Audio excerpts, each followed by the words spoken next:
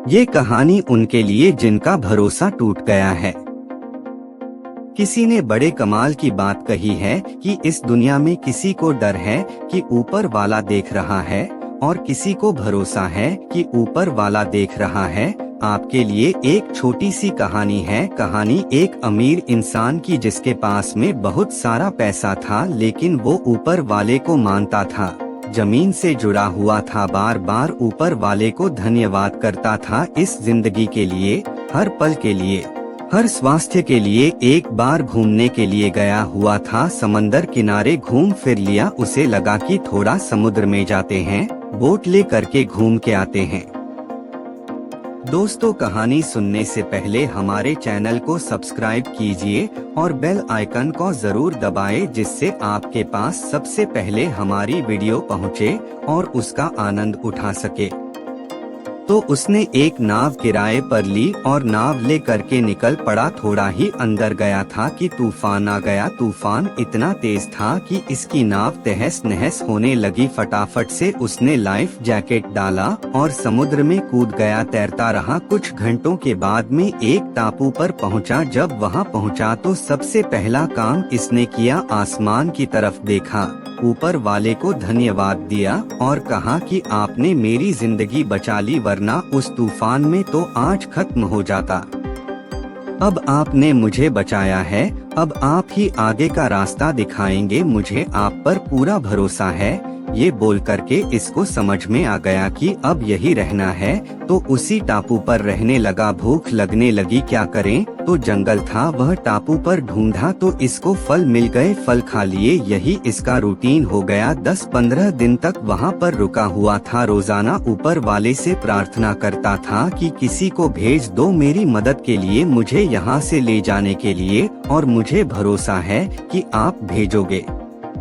इसका कॉन्फिडेंस थोड़ा कम हो रहा है। ऐसा लग रहा था कि पता नहीं क्या होगा, लेकिन ऊपर वाले पर जो भरोसा था वो इसका कायम था। जैसे लग रहा था कि ऊपर वाला मदद जरूर करेगा। अब काफी दिन हो चुके थे, लगा कि क्या करें, एक झोपड़ी तो तैयार कर लेते हैं, कम से कम झोपड़ी में तो रहेंगे। तो लकड़ियां इकट्ठी करने लगा, पत्ते इकट्ठे करने लगा और 3-4 दिन में उसने अपने लिए एक बढ़िया सी झोपड़ी तैयार कर ली।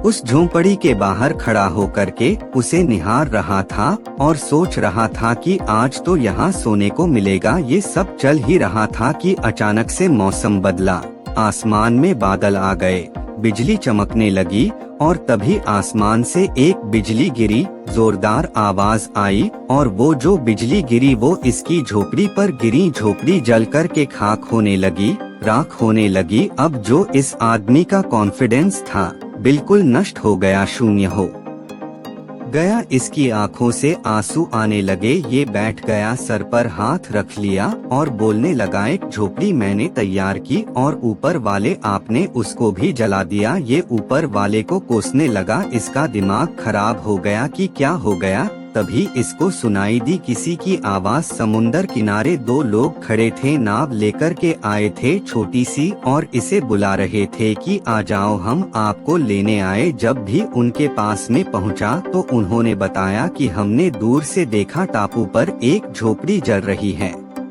हम समझ गए कि कोई है वहाँ पर जो अपनी झोपड़ी जला करके हमें इशारा कर रहा है कि मेरे पास आओ, मेरी मदद करो।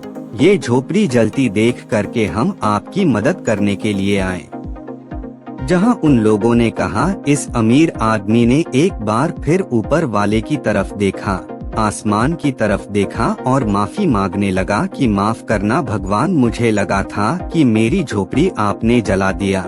आपने तो मेरी झोपड़ी इसलिए जलाई ताकि किसी को इशारा मिल जाए कि उसे यहाँ आना है। मेरी जान बचाने के लिए आपने तो झोपड़ी इसलिए जलाई ताकि मेरी जान बच सके, मुझे आगे का रास्ता दिख सके। मैं पागल था, मैं मूर्ख था जो आपको कोसने लगा था। आपने तो अभी भी मेरा साथ नहीं छोड़ा है, आप हमेशा मेरा साथ देते रहना। छोटी सी कहानी है, लेकिन ये कहानी बहुत बड़ी बात सिखाती है, खास करके उन लोगों के लिए जिनको लगता है कि ऊपर वाला हमारे साथ नहीं दे रहा। भरोसा रखिए, वो आपका साथ जरूर देगा, वो हमेशा आपके साथ है। बस यही आपसे इस कहानी के माध्यम से कहना चाहता था। एक बार फिर से कहूँगा, ऊपर वाले के आशीर्वाद के साथ, अपनी सच्ची मेहनत के साथ और अपनी फैमिली के प्यार के साथ कर दिखाओ कुछ ऐसा कि दुनिया करना चाहे आपके जैसा।